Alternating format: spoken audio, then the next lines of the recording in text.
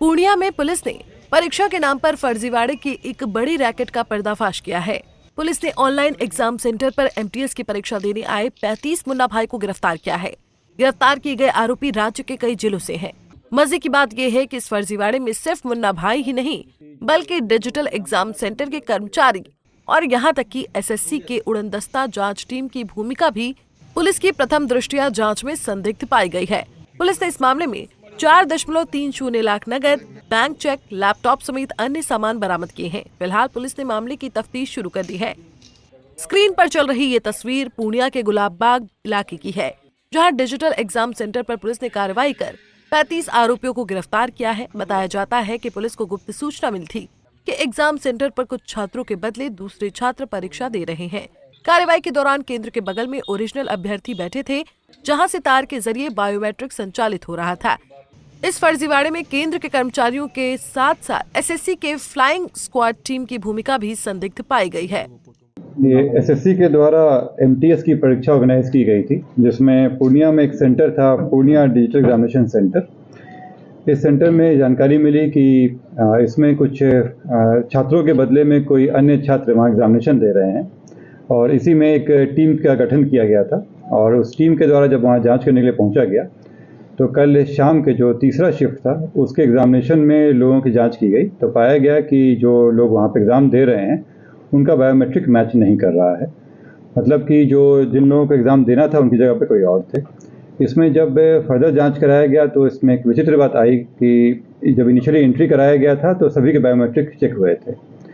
उसमें जब वहाँ पे जांच शुरू किया गया तो पता चला कि उसी बिल्डिंग से सटे हुए, जिसमें एक दीवार शेयर हो रहा है, दूसरे साइड में ओरिजिनल कैंडिडेट्स बैठे हुए हैं और एक तार के थ्रू जो बायोमेट्रिक का मशीन है वो एक दूसरे कमरे में भी दिया गया है, जहां से वो लोग अपना अपना बायोमेट्रिक बना रहे हैं और जो फर्जी छात्र हैं उनके केवल खानापूर्ति के नाम पे उनको यहाँ पे एंट्री कराया जा रहा है।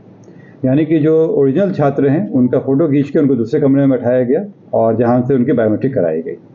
साथ ही एग्ज़ाम के जो एक फॉर्म होता है जिसमें उनको अपने स्वयं से लिखना होता है, यह भी उनको पास कराया गया और जो ओरिजिनल छात्र थे जो दूसरे कमरे में बैठे हुए थे उनसे लिखवा के यहाँ दिया गया। इससे स्पष्ट है कि इसमें जो वहाँ पे कर्मचारी थे उनकी भी मिली भगत है। फर्जीवाड़े के इस नेटवर्क में पटना, वैशाली, रोहतास, कटिहार समेत कई अन्य जिलों के लोग भी शामिल हैं। सेंटर में भी और जो वहाँ पकड़ाए लोग हैं उन लोगों से बात से पता चला कि ये कुछ दिनों से चल रहा था और कुछ जो फर्जी कैंडिडेट जो एग्ज़ाम देने आए हुए थे वो कई शिफ्ट में यहाँ बैठ चुके हैं। इसमें फिलहाल वहाँ से हम लोग के द्वारा करीब 35 लोगों की गिरफ्तारी की गई है, जिसमें से 7 कर्मचारी हैं, 14 हैं जो अन्य लोगों के लिए एग्ज़ाम लिखने के लिए आए हुए थे वहाँ सेंटर से और बाकी जो कैंडिडेट थे दूसरे कमरे में रखे गए थे। पता चला कि कई कमरों में होटल में बुक किए गए थे जहाँ पे इन लोगों को रखा जाता था और इनसे बुला के यहाँ पे किया जाता था।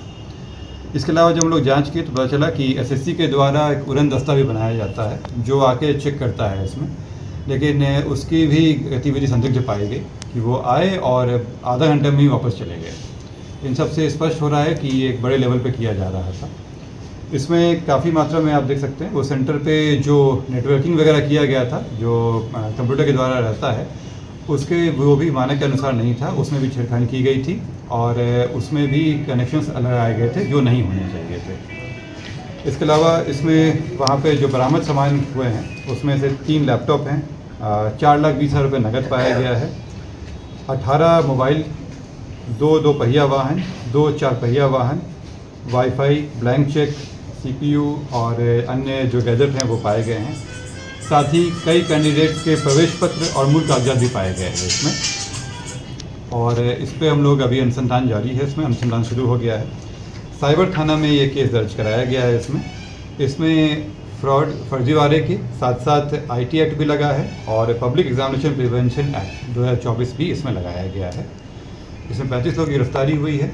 इसमें एक एग्रीमेंट भी हम लोगों को मिला है जिसमें जो सेंटर को चला रहे थे उनके द्वारा एग्रीमेंट कराया गया था।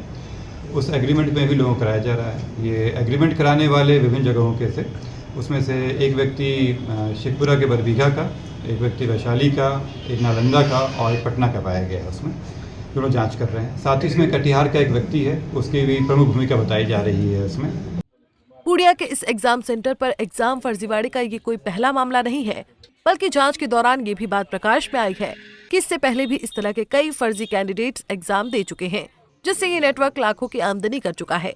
उम्मीद करनी चाहिए कि सरकार इस केंद्र से जुड़े परीक्षा को रद्द कर फिर से परीक्षा ऑर्गेनाइज करने के साथ इससे जुड़े माफियाओं पर कड़ी कार्रवाई करे, ताकि मेहनती छात्रों के भविष्य को अंधकार में करने वाले गिरफ्तार आरोपी खुद अंधकार की काल कोठरी में सलाखों के पीछे जाएं।